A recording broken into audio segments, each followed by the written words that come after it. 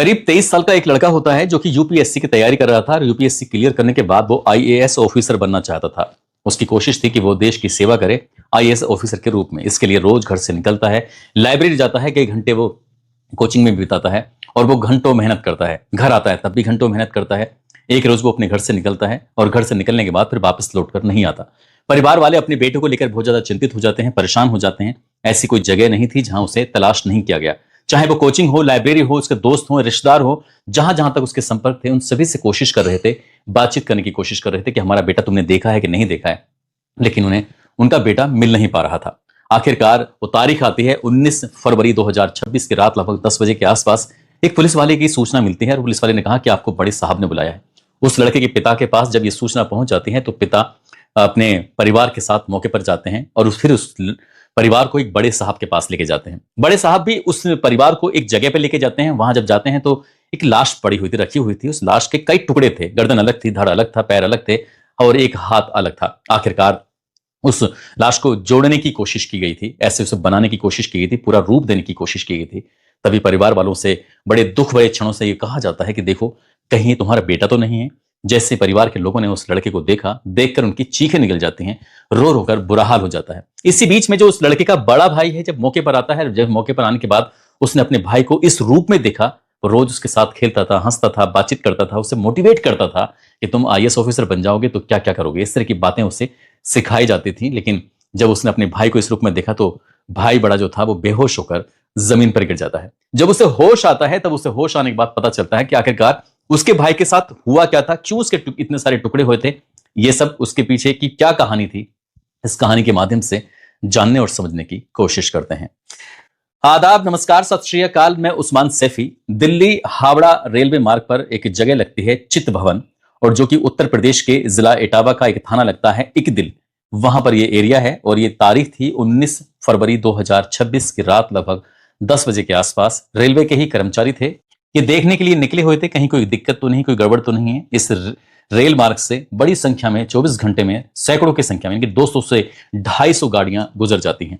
वो देख रहे थे कि कहीं कोई गड़बड़ तो नहीं है। उनके अधिकार क्षेत्र में जब जाते हैं, वहां जाने के बाद देखते क्या है कि एक लाश है जो कि कई टुकड़ों में वहां पर पड़ी हुई है। उन्होंने तुरंत ही जीआरपी को सूचना दी। जीआरपी मौके पर पहुंच जाती है और जीआरपी ने इस सूचना को उत्तर प्रदेश पुलिस को सुपुर्द किया, भेजा गया कि यहां पर एक लाश मिली है, आप आकर देख सकते हैं, मदद कर सकते हैं। अब उत्तर प्रदेश पुलिस के उस इटावा जिले में जब ये सूचना सर्कुलेट की जाती है तो जितने भी इस जिले के अंदर जितने भी थाने आते हैं, हर थाने में सूचना सर्कुलेट कर दी जाती है कि करीब करीब 20 से 25 साल की उम्र का एक लड़का है जो यहाँ मृत अवस्था में पाया गया है, जिसके गुमशुद की कोई रिपोर्ट दर्ज हुई हो तो यहाँ पर आ सकता है, आकर देख सकता है। अब ये नजदीकी पुलिस स्टेशन ने जब आसपास के थानों को ये सूचना सर्कुलेट की जाती है, फिर वायरलेस पे सूचना चल रही थी तो वायरलेस पर ये सूचना पहुंच जाती है एक थाने में, जो कि थाना लगता है भरतना, और भरतना थाना क्षेत्र का एक गांव लगता है नंगला बंधा।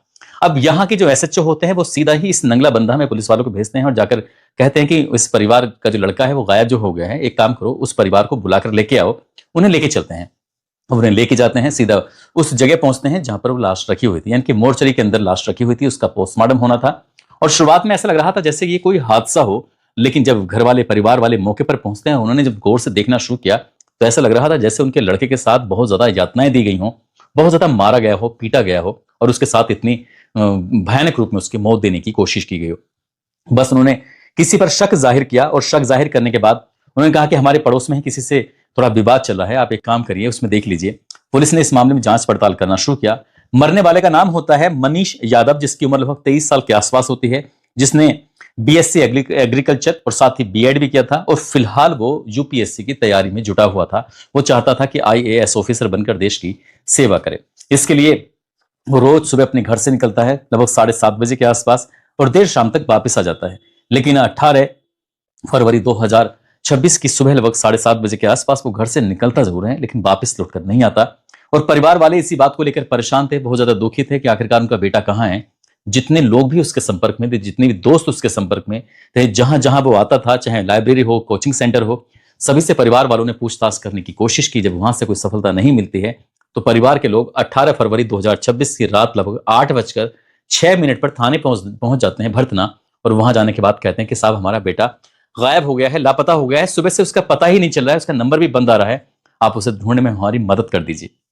पुलिस वालों ने मुकदमा तो दर्ज कर लिया था लेकिन गुमशुदगी के इस मामले को इतनी गंभीरता से नहीं लिया था, लेकिन परिवार वाले अपनी तरफ से लगातार कोशिश कर रहे थे। अब क्योंकि मामला बहुत ज्यादा हाईलाइट हो चुका था, सोशल मीडिया हो या फिर अखबार हो या फिर अलग अलग न्यूज चैनल पर ही खबर चलने लगती है कि यूपीएससी की तैयारी कर रहे एक छात्र की इस तरह से गायब हो गया है, उसकी हत्या कर दी गई है। अब पुलिस के लिए एक जिम्मेदारी बन जाती है कि आखिरकार इसके पीछे की कहानी क्या है। उस कहानी को जानने के लिए पुलिस ने जितने भी आसपास के सीसीटीवी कैमरे थे उनको खंगालना शुरू किया। साथ ही जो मृतक मनीष यादव होते हैं उनकी सीडीआर, मतलब मोबाइल की जो सीडीआर निकलवाई जाती है, कौन कौन इनके संपर्क में थे, इनकी लोकेशन कहाँ की थी, कहाँ की नहीं थी, इस तरह के हर एक पहलू को देखने की कोशिश की जा रही थी। जब पुलिस ने सीसीटीवी कैमरे देखे तो चित्त भवन रेलवे ट्रैक जो होता है उसके इर्द गिर्द एक कार होती है जिसका आना भी था, उसका जाना भी था। आखिरकार वो संदिग्ध कार होती है।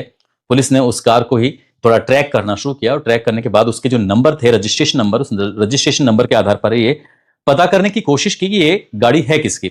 जो कार का मालिक होता है वह शास्त्री चौराया होता है, उसके पास एक मेडिकल स्टोर होता है, वो मेडिकल स्टोर के मालिक की कार होती है। पुलिस उनके पास पहुंचती है, मेडिकल स्टोर संचालक के पास और जाकर कहती है कि तुम्हारी कार उस जगह क्या कर रही थी। उन्होंने कहा कि साहब कार मैं तो लेकर नहीं गया, लेकिन एक लड़का है जिसका नाम दीपक है, जो कि थाना इकदिल गांव है केशुपुर, वहां का रहने वाला है, वही उसकी कार चलाता है। आप एक काम करिए, एक बार दीपक से बातचीत कर लीजिए, वहां से हो सकता है कि कुछ आपको सफलता मिल जाए, कोई राहत मिल जाए। पुलिस ने आप देखा नहीं ताप देखा, तुरंत ही दीपक की इसमें तलाश में जुट जाते हैं और पुलिस को थोड़ी सी ही कोशिश करनी पड़ती है। आखिरकार दीपक पुलिस को मिल जाता है और जैसे दीपक मिलता है तो दीपक से बातचीत करने की कोशिश की जाती है, लेकिन दीपक ने शुरुआत में थोड़ी आनाकानी की, इधर उधर की कहानियां बताना शुरू कर दिया। लेकिन पुलिस कहते हैं कि जब सच उगलवाने पर आ जाए तो सच वो जमीन की 7 तह से भी खोद कर निकाल सकती है। जब पुलिस ने दीपक के साथ सख्ती से पेश आती है तो दीपक ने कहानी बताना शुरू कर दिया। दीपक कहता है कि साहब मेरे ही गांव का एक लड़का है जिसका नाम अभिषेक यादव है, जो कि सीआरपीएफ जालंधर में फिलहाल उसकी पोस्टिंग चल रही है, वहां ट्रेनिंग ले रहा है और उसी का ही ये दोस्त हुआ करता था मनीष यादव। दोनों साथ साथ ही कोचिंग ले रहे थे, लेकिन उसका सीआरपीएफ में हो जाता है। मनीष यादव का कोचिंग लेने के बाद भी हो नहीं पाया था। लेकिन इसी बीच में जो कई साल से लगातार कोचिंग ले रहे थे तो ये अभिषेक यादव की एक बहन होती है, इसका नाम आकांक्षा यादव होता है। आकांक्षा यादव और मनीष यादव ये दोनों कब दोस्त बन जाते हैं, दोस्त से इन्हें प्यार हो जाता है, प्यार कब ये नजदीकी इनकी बढ़ने लगती हैं, पता ही नहीं चलता। और ये बात जब अभिषेक यादव को पता चलती है तो अभिषेक यादव ने इस बात का विरोध भी किया, समझाया दोनों को कि तुम तैयारी करने के लिए आए हो, पूरी ईमानदारी पूरी शिद्दत से तैयारी करो, इस तरह से भटकने की बिल्कुल भी जरूरत नहीं है। लेकिन आकांक्षा जो होती हैं उनका बीएसएफ में नंबर आ जाता है और लगभग 4 महीने की वो ट्रेनिंग भी ले चुकी थी, यानी कि 4 महीने की उन्होंने नौकरी भी कर ली थी। और साल 2025 में उत्तर प्रदेश पुलिस में बतौर कांस्टेबल के पद पर उनका सिलेक्शन हो जाता है, चयन हो जाता है। और रामपुर में फिलहाल वो, जब हम इस खबर को बना रहे थे, वो ट्रेनिंग ले रही थी। और इसी बीच में जो भाई होता है वो बार बार समझाता था, लेकिन समझाने के बावजूद भी ये दोनों मान नहीं रहे थे, इनकी बातचीत किया करते थे। तो भाई ने उसके नंबर को ट्रेस करना शुरू कर दिया कि कहीं ये बातचीत तो करते हैं नहीं करते हैं। तब उन्होंने उस तरह से बातचीत करना बंद कर दिया और इंटरनेट के माध्यम से अलग अलग प्लेटफॉर्म है, चाहे वो इंस्टाग्राम हो, चाहे व्हाट्सएप हो, चाहे वो फेसबुक के माध्यम से हो, कई तरह के माध्यम से उन्होंने बातचीत करना शुरू कर दिया था ताकि एकदम से पकड़ में ना आ सके। क्योंकि जो सीडीआर से पता चलता है कि लड़का और लड़की के 19 दिन पहले बातचीत हुई थी, 19 दिन से फोन पर कोई बातचीत नहीं हुई है, लेकिन इंटरनेट के माध्यम से बातचीत जरूर होती थी। अभिषेक का एक खास दोस्त होता है जो सीआरपीएफ में है, अभिषेक उसका दोस्त है जिसका नाम विपिन यादव है। विपिन यादव गांव मानिकपुर का रहने वाला होता है और विपिन यादव जो होता है वो लगातार अभिषेक यादव को सूचनाएं दिया करता था कि तुम्हारी बहन सुधर नहीं रही है, तुम्हारी बहन से लगातार बातचीत चल रही है। तो वो उसे इतना भड़काता रहता था, उसे रोज गुस्सा दिलाता रहता था। और ये गुस्सा दिलाते दिलाते कब उसके मन में एक ज्वालामुखी बन जाता है, कब वो ज्वालामुखी फट जाता है, पता ही नहीं चलता। और वो 17 फरवरी 2026 को आखिरकार जालंधर से सीधा अपनी इटावा पहुंचता है, घर की तरफ पहुंचता है। वहां आने के बाद अपने दोस्त दीपक से बातचीत करता है और विपिन से बातचीत करता है। प्लानिंग करते हैं कि कब, कैसे और कहां मनीष यादव से मुलाकात हो और कब जाकर उसको सबक सिखाया जा सके। क्योंकि मनीष यादव जो लड़का है वो अपने गांव से रोज डेली यूपीएससी तैयारी करने के लिए घर से निकलता है कोचिंग सेंटर के लिए। सुबह 7:30 बजे की बात है, वो घर से निकलता है, साइकिल लेकर आता है, एक जगह पर साइकिल खड़ी करता है और शहर जाने के लिए किसी वाहन का इंतजार कर रहा होता है। सुबह के 7:30 बजे थे, एक गाड़ी आती है, गाड़ी रुकती है। इसी बीच में जो अभिषेक यादव होता है वो मनीष यादव से कहता है शहर छोड़ दें हम आपको, अगर कोई दिक्कत ना हो, कोई ऐतराज ना हो, कोचिंग सेंटर तो तुम जा ही रहे हो। क्योंकि ये दोनों एक दूसरे को जानते थे, पहचानते थे और उसने कोई मना नहीं किया, कोई ऐतराज नहीं किया, क्योंकि जान थी, पहचान थी। और वो आराम से गाड़ी में बैठ जाता है। जैसे ही मनीष यादव बैठता है, इसी बीच में जो एक साथी होता है वो तो गाड़ी चला रहा है और जो 2 साथी होते हैं वो आराम से बैठे हुए थे, उन्होंने अपने बीच में से बैठाया हुआ था। उसके बाद उसके साथ मारपीट करना शुरू कर देते हैं। गाड़ी चल रही है, मारपीट हो रही है और तब तक मारते हैं जब तक कि बिल्कुल दिल को तसल्ली नहीं हो जाती कि हाँ ये हमने खूब पीट लिया। उसकी ज्यादा लगातार पिटाई कर रहे थे और वो विरोध करने की स्थिति में रह नहीं पाता कि वो समझ जाता है कि ये लोग उसे छोड़ेंगे नहीं किसी कीमत पर। एक जगह जंगल की तरफ लेके जाते हैं जहां सरसों का खेत होता है, उसका रस्सी से गला घोटा जाता है, गला घोंटकर उसकी हत्या कर दी जाती है। इस बीच में कई बार चाकुओं से भी उस पर, उसके शरीर के अलग अलग हिस्सों पर वार किए गए थे। वो पूरी तरह से मर चुका है। सरसों के खेत में उसकी लाश को फेंक दिया जाता है। इसके बाद ये तीनों दोस्त, चाहे वो अभिषेक हो, दीपक हो, विपिन हो, ये यहां से कार लेकर निकल जाते हैं। निकलने के बाद जब कुछ किलोमीटर का सफर तय कर लेते हैं, तभी फैसला करते हैं चलो वापस चलते हैं। और वापस जाने के बाद फिर उस लाश के पास पहुंचते हैं और वो अपने मन को तसल्ली देने के लिए, इत्मीनान करने के लिए एक बताया जाता है कि एक गोली भी मारी जाती है। अब जब गोली लग जाती है, हालांकि वो पहले ही मर चुका था, बिल्कुल पूरी तरह से तसल्ली हो जाती है, तब वो सोचते हैं कि लाश जब मिल जाएगी तो पकड़े जाएंगे, और पकड़े जाएंगे तो फिर पुलिस पकड़ेगी, इसमें कोई नौकरी पे भी दिक्कत आ सकती है, दोस्तों पे भी दिक्कत आ सकती है। तभी उसकी लाश को उन्होंने एक बोरी में रखा और बोरी में रखने के बाद सीधा रेलवे ट्रैक के पास रख देते हैं। ट्रेन आती है और उसके कई हिस्से हो जाते हैं। और इसी बीच में 19 की रात को परिवार वालों तक ये सूचना पहुंच जाती है, क्योंकि जो रेलवे ट्रैक की सुरक्षा में लगे हुए लोग होते हैं, कर्मचारी होते हैं, उनको लाश मिलती है। उन्होंने पुलिस को बताया, पुलिस ने फिर परिवार से संपर्क किया और तब जाकर इस घटनाक्रम के बारे में पता चलता है।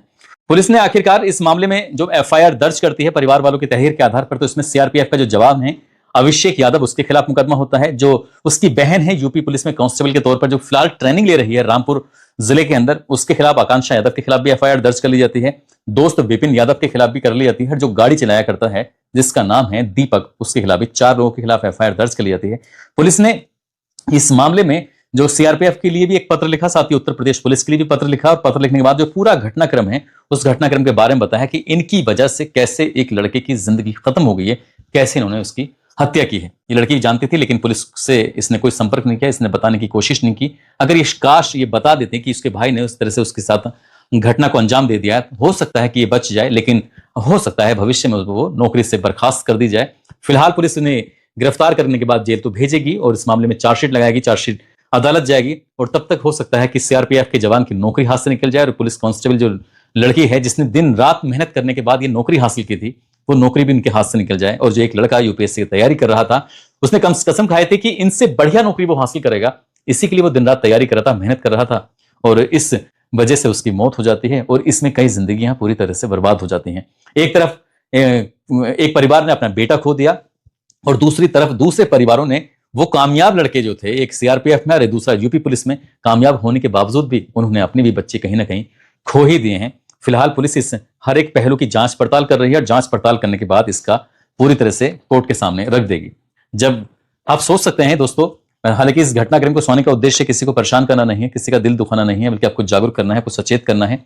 कोई भी बात थी तो कम से कम थोड़े ठंडे दिमाग से काम लेना चाहिए था। दोस्त उससे लगातार भड़का रहा था, चढ़ा रहा था, उसको ये क्राइम करने के लिए मजबूर कर रहा था, तो अपनी बहन से बातचीत करता। कम से कम वो जो क्राइम हुआ है वो नहीं होता, और ना ही किसी की जिंदगी पूरी तरह से बर्बाद होती है। और बहुत सारे तरीके होते हैं अलग होने के, अलग करने के, अगर उसे रिश्ता ये मंजूर नहीं था, बाकी की जिंदगी शायद सलाखों के पीछे गुजरेगी। जाते जाते कुवैत की रहने वाली हैं असलेहन, आज इनका जन्मदिन है। इनको जन्मदिन की ढेरों सारी शुभकामनाएं, बहुत बहुत मुबारकबाद। असलेहन, आपको जन्मदिन मुबारक हो। और रूबी विश्वकर्मा हैं, विकास विश्वकर्मा हैं, इनकी शादी की सालगिरह है। इनको शादी की सालगिरह की बहुत बहुत शुभकामनाएं।